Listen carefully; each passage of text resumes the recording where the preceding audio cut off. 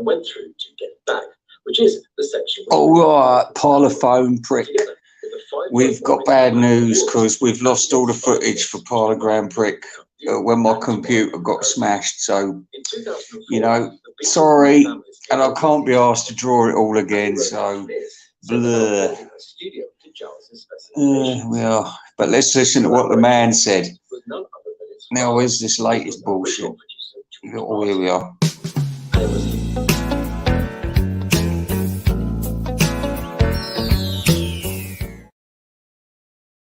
Original 1-inch. So did you pass the audition? I apparently did. Yeah. But the audition was, I mean, I didn't have any Wings albums, so I borrowed some from my brother. But I realized there was no way I was going to really kind of cover all the bases, so I just kind of, excuse the expression, I winged it. Well, I've now decided that Lawrence Juba is a narcissist and a wanker. Just because he's posh. You see, this is what fools you. You think, oh, because he's posh, he's all polite. He's not going to go up to you in the street and say, no, you can fuck off, mate. I'm not giving you an autograph. No, he's going to say, oh, what? I say, hey, dude, mate, if you've got £25, by the way, my daughter's won a Grammy.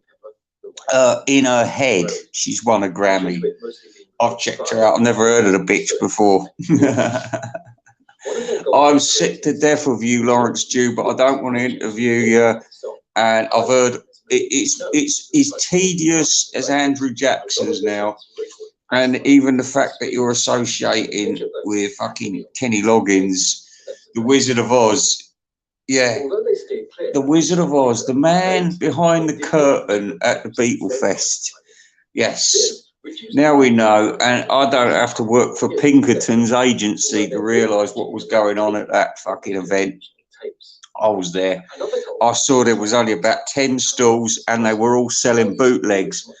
And Mr. Mayo, if you were supposed to be covering up for people, you did the worst job ever by saying, this isn't a bootleg, I didn't get a bootleg, I got it nearby, and you didn't, you got it in there.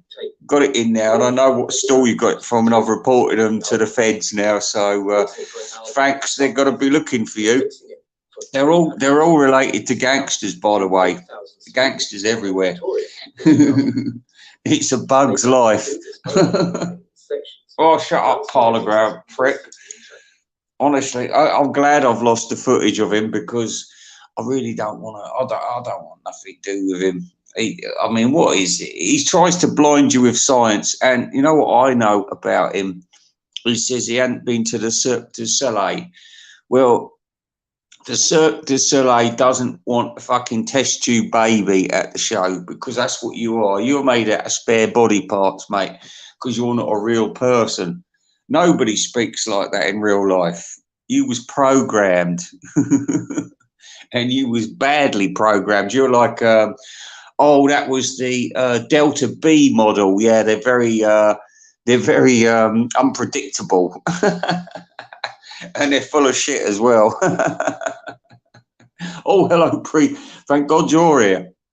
I thought if you weren't here, what's the point? What's the point? Anyway, listen, my wife might want to come in a minute and talk to me, so I might have to go very rapidly. So be aware, but I can come back and talk to you later because now that the fog has cleared a little bit, I can see what's happened with that BEATLES Fest. I mean, it was a travesty, wasn't it? It was a travesty. I mean, when you look at all the hordes of people charging in 10 years ago, go and see Pete Best and Cynthia Lennon and Jules Lennon and Sean Lennon and Yoko all turning up to say, oh, and Neil Aspinall, we were all there, and Derek Taylor, Norman Mailer, Harry Krishna. And they was all saying, oh, yeah, with the BEATLES Fest, this is what it's all about, remembering the good old days. Now where are we? Lawrence Juba can account for 1 year, 1979, right? 1979, and that's about it. What does he know about McCartney? What would Paul McCartney give away to a non-person like that. You know, and then there's Lawrence Juba saying, "Oh, well, you know what I've done? I've worked for Manilow and I'm a Fanilo."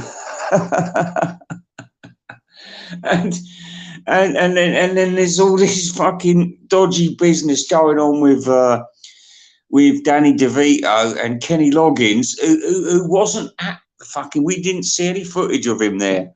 So he was obviously up to something, wasn't he?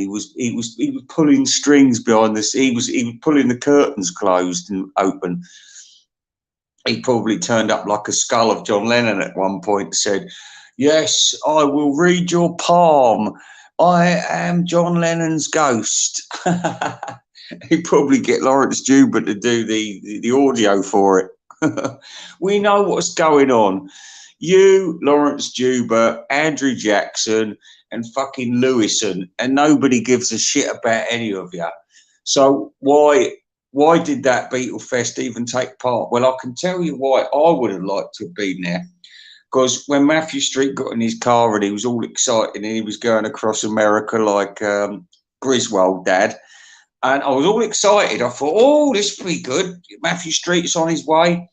Then he gets there and he says, "It looked pretty empty to me, like there's nobody there." And I thought, oh no, this is what's going to happen. And he gets in there and he realizes there's no stalls or anything, but he's thinking, well, at least 5 or 6 people have turned up, you know, it's not closed. Well, I was. So anyway, once that happens and he gets in there, of course, you know, Beatle Brad's in there trying to take over the whole stalls and everything. And they didn't have nothing to buy this year.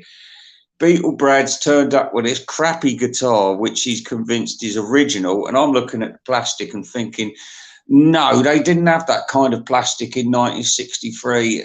You know, I know my plastics. And no, because the original would show little minor signs of crackage, because it's just the way it was. Plastics were plastics in the 60s. It's totally different. Perishable goods.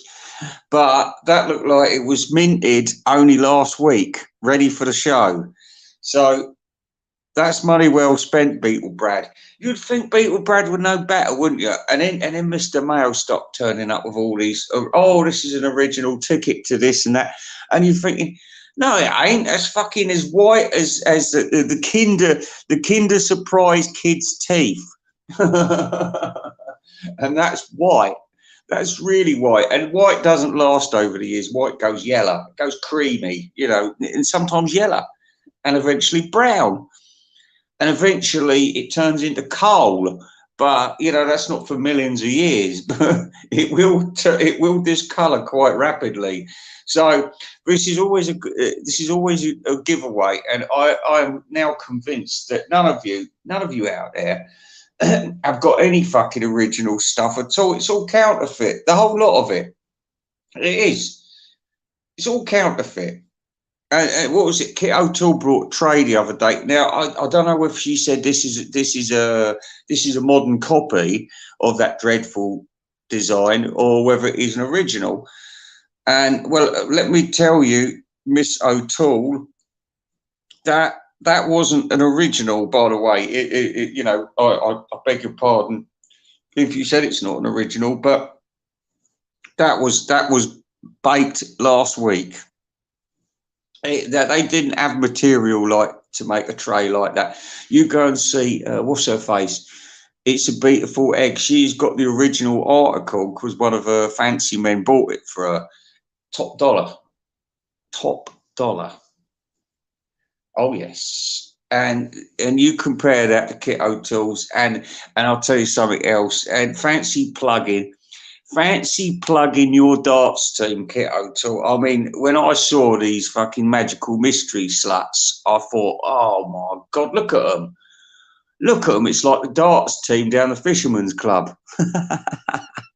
Are you a member of the darts team down the Fisherman Club, Kit O'Toole? Get with it.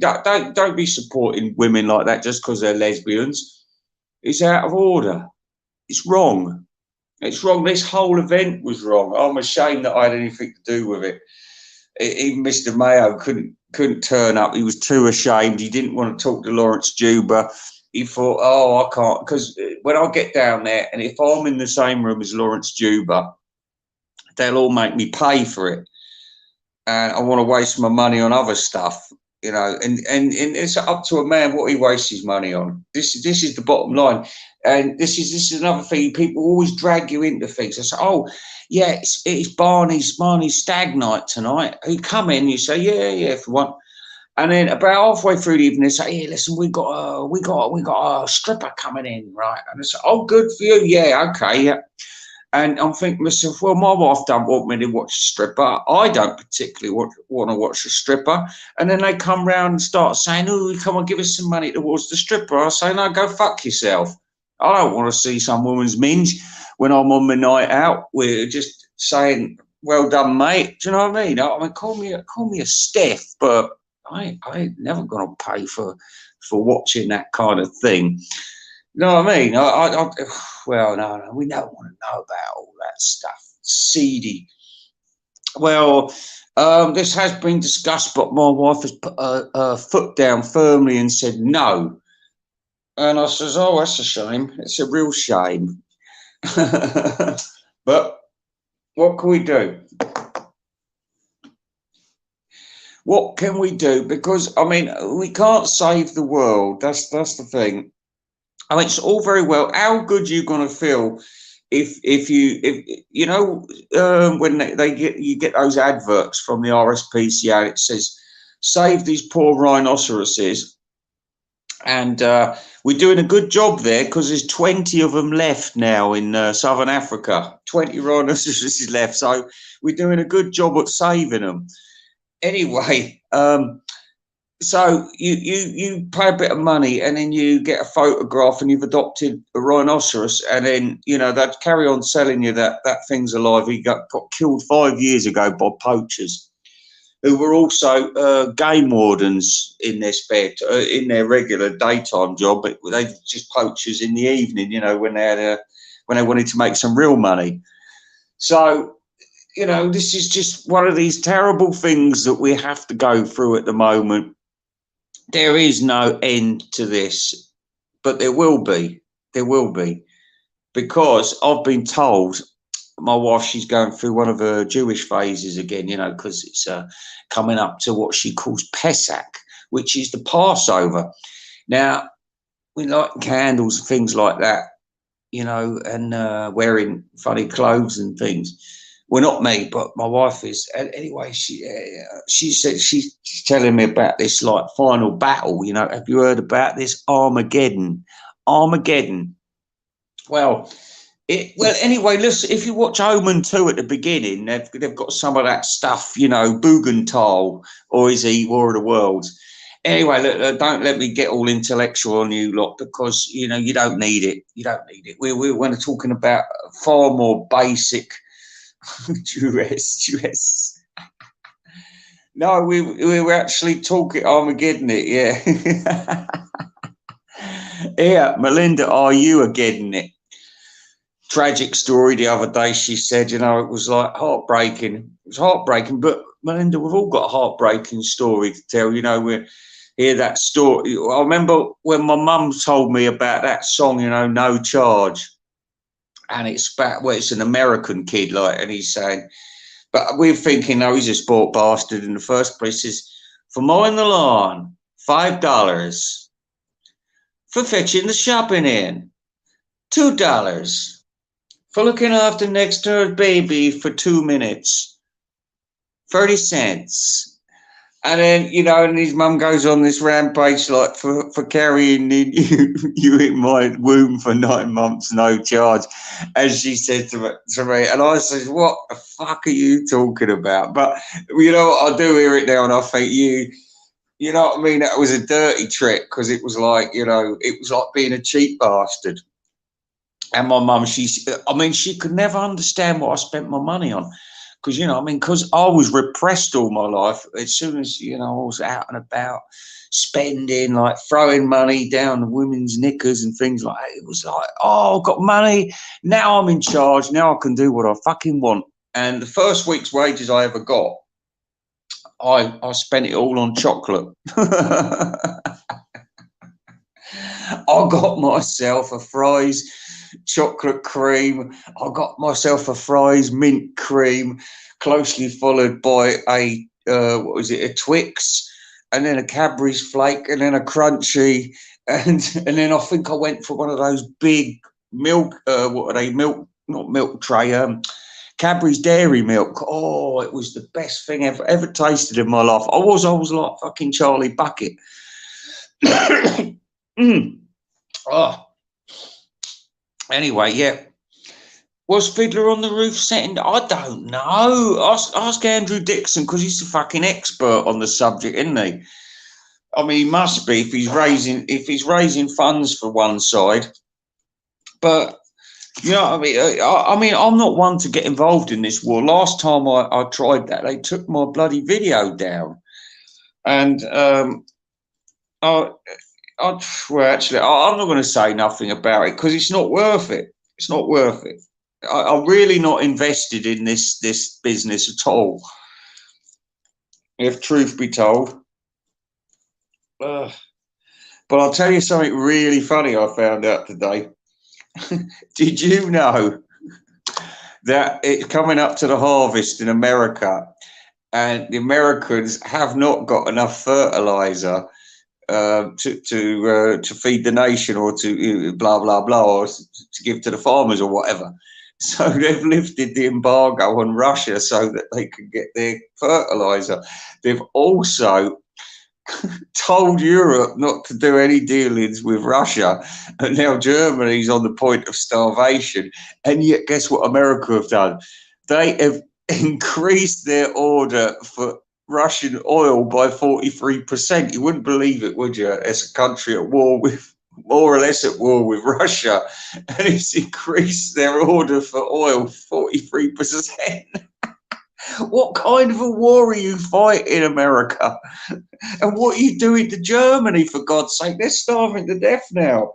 They didn't want a fucking war with Russia. It's because you bullied them. You said, you better fucking get on that border now, or we're going to fucking do this. And we're going to. That's what the Americans are always doing. So when you're enjoying yourself at your Beatles Fest, which was, and let's face it, it was the worst Beatles Fest ever.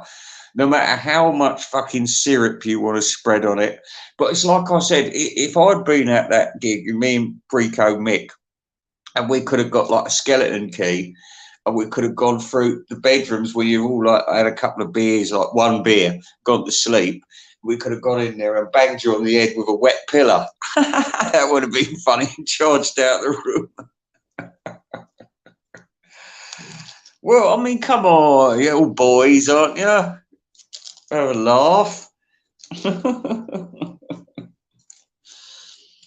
And I mean, some of them do deserve a good whack with a wet pillow. They do. Trains, planes, and automobiles. Well, I think, you know, I've got to go in and talk to my wife, because she's here and she's so beautiful. You know, I've got to go talk to her and ask how her day has been, and ask if she'd like a nice cup of coffee, a nice cup of tea. But maybe I'll just hang around for a couple more minutes. Mock marathon. Yeah, here we are. Look, it's outrageous. People support. If Andrew Dixon saw you, because we have now found out that he's a Guardian reader. So I found out something else about him, that he's actually like a Chairman Mao type person. You might as well have fucking Ilyich Lenin in the room with you. You might as well, because he's one of those people. You think, oh, he's all right. You know, I mean, I can't imagine him like with the thumb screws and pulling your fingernails out, but he's giving the orders, and he'll come in and gloat while it's happening to you. No, he don't want to get his fucking hands dirty, but he'll be on the phone, wouldn't he, to the fucking the nasties. He'd say, give him a hard time. Fucking hurt him. Make sure you hurt him bad. Yeah, that's what he's like. I can see. You know, he looks a bit like Dr. Goebbels a little bit, doesn't he? I mean, and I'm not calling you like a member of the National Socialists or nothing like that, Andrew Dixon. I'm just saying, you know, you could, you know, if you go past the smiley face and the George Formby hair, you could say to yourself, well, listen, that guy could be a bit nasty. You know, if he's a Guardian reader, there's no telling what he'll do. And yeah, this is terrible. Only trust your Daily Mail readers. And I think that John Heaton is a Daily Mail reader, so we can forgive him. And do you want to see my brand again? Because I'm going to show you. I'll show you. All right, here we go. Here we go. Now I've uploaded it. Let's not waste it.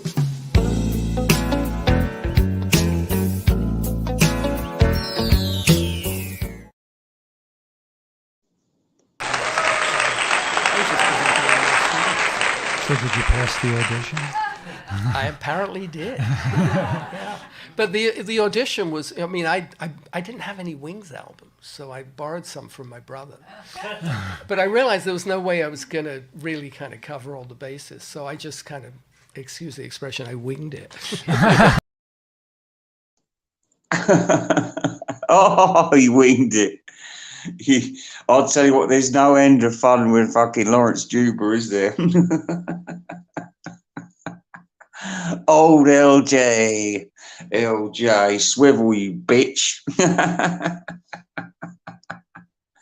Commissar, he winged it. Yeah, but you know, anybody that knows LJ knows that he's full of gags. You know, everybody's on the floor laughing when he's in the room. They say, oh, Lawrence Juba, look, old Larry, he's such good fun.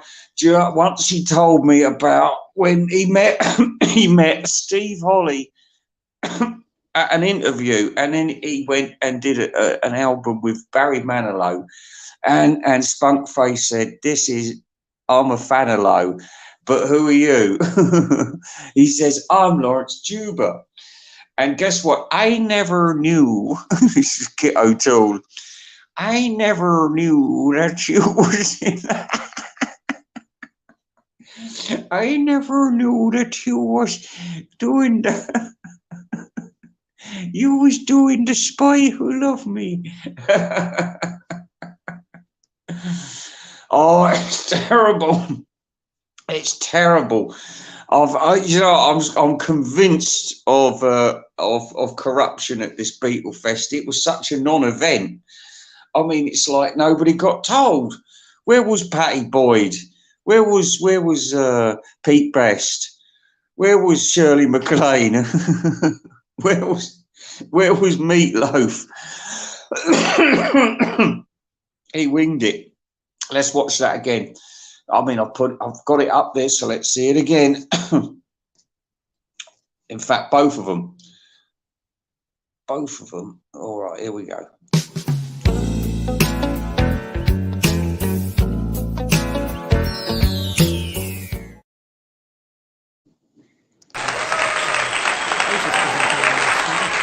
So did you pass the audition? I apparently did. Yeah. But the audition was, I mean, I didn't have any Wings albums, so I borrowed some from my brother. But I realized there was no way I was going to really kind of cover all the bases, so I just kind of, excuse the expression, I winged it. I winged it. You know, I'm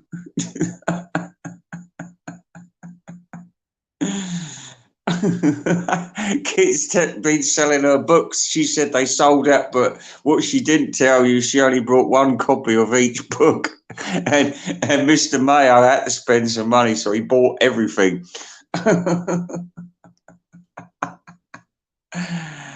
Oh no! Do you know what I know? This is terrible, but this is what Sherlock Holmes does. He looks for clues, and I look for clues. I thought, how much fun were those blokes having? Because they all said, oh, we had such a good time. Now, I saw Arthur C. Clarke giving out those blooming cardboard things, and he didn't have a smile on his face once. It was if he said, Rachel, the music man, said she was going to show up and she didn't. I feel desperately unhappy. Do you know what I mean? And also, there was another thing. There was the passing of the gifts, which was very uncomfortable. And also, I noticed right now, if there's a table full of old buddies having a good time, you do see a lot of glasses on the table. You know, full glasses, half-empty glasses, bottles, everything. You know, everything a man could desire in the way of alcohol. Well, I only saw half a Heineken, half a Heineken on the table, and that's not good. That's saying that we've got to get going soon. Is there anything else? Yeah, there's a really shitty band coming up with a Beatles sort of title name, like For No One. Yeah, For No One's going to sing all the Beatle hits, and everyone's going to sit down on a chair because they got, you know, they're in wheelchairs, and they've got to sing And Your Bird Can Sing, followed by What Goes On in Your Mind. I know everybody noticed that he got that I Want to Be Santa Claus album, and he said that he said it was warped, and I thought, no, it ain't warped. You're a liar. It was not. Yeah. As for Lawrence Dubert, no, he's finished now. You know, some people just burn out, don't they? They burn out. Like you remember, you used to get those yuppies, and they'd be like buying and selling, and within 4 years they was like on medication, cocaine, and like hanging out the window, like in a desperate state. And this is what's happened with Lawrence Dubert. He's flown to, like Icarus, or Daedalus, he has flown too close to the sun, and he's burnt his wings, and he's crashing to earth now. And it's just his own fault for associating with the wrong people. Yeah, he's got mixed up with a whole bunch of dodgy people from the vinyl nerd community, and I bet they're all in it together. Fuck knows how much they managed to. I don't know how many people turned up, but I think only 6 did. So God knows how much Mr. Mayo had to pay on the third day.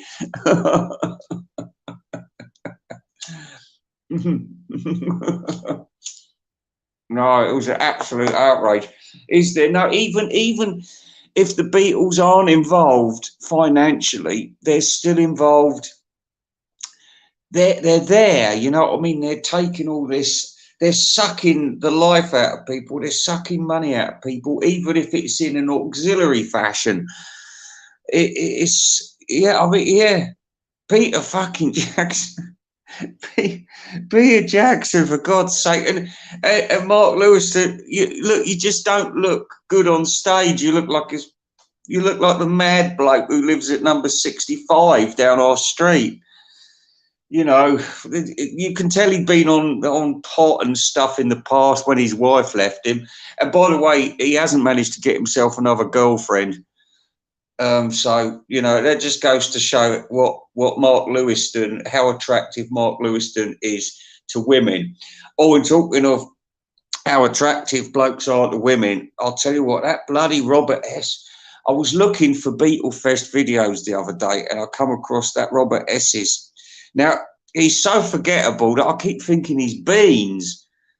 So that might upset Beans, but, you know, I'm sorry, but you're the same person, really. And anyway, so he's done a video, and I thought, what is this? All the excitement that was there at the BEATLES Fest, and this is the best you can come up with. I bought this shitty album.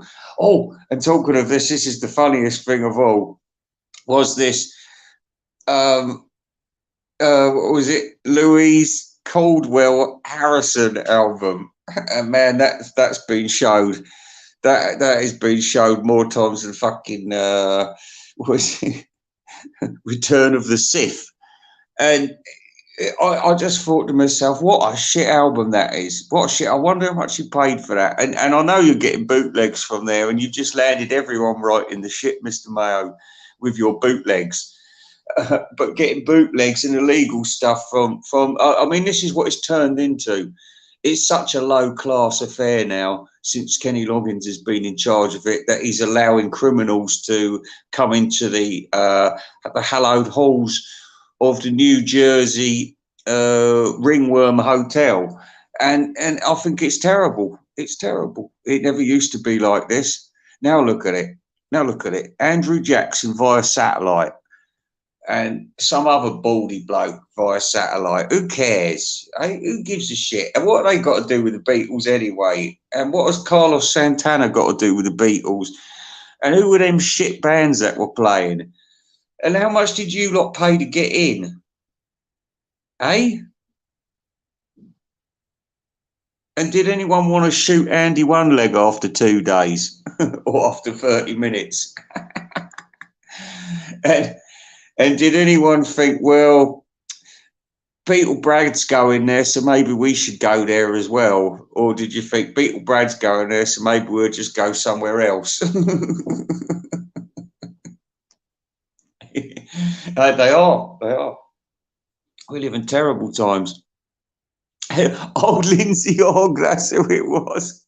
And everyone was happy to see him, and I thought, who is he? Fuck off, go away. What are you interfering with Andrew Jackson's speech for? Honestly, it was a big load of nothing, wasn't it, eh? I wish one of them would have the balls to say this is a big load of nothing. Let's get the brand on again. One more time, all right, one more time. Did anyone see the naked person on Richie Dolan the other day?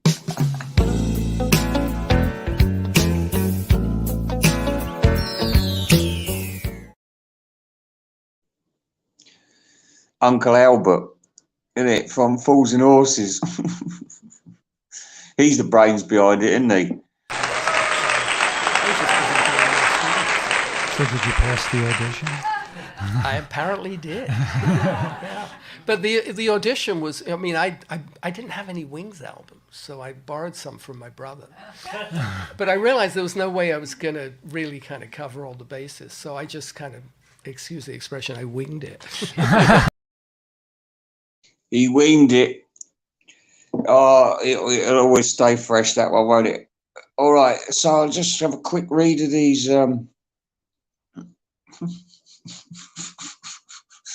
Yeah, the funny thing is, you know what? Lawrence Juba?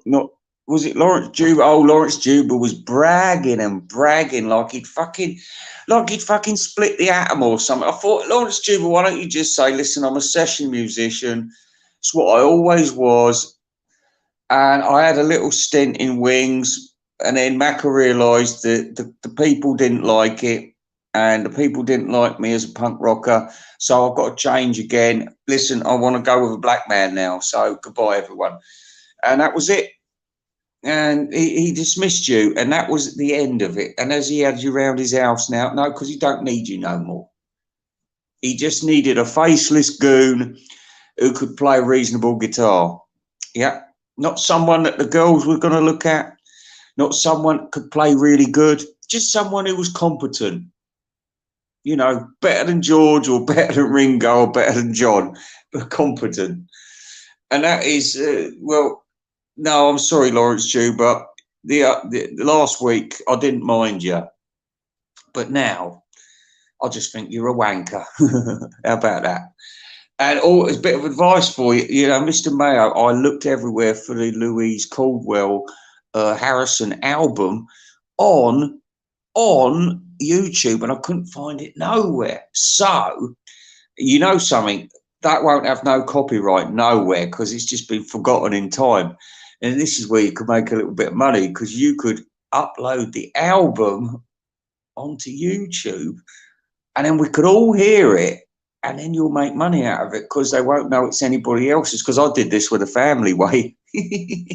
But unfortunately, I'm not, you know, I don't get paid for nothing. So unfortunately, the payment goes to the ether or to YouTube or to whoever, nobody. You know, I mean, it's a bit of a waste, but there you go. It's not mine anyway, but there you go.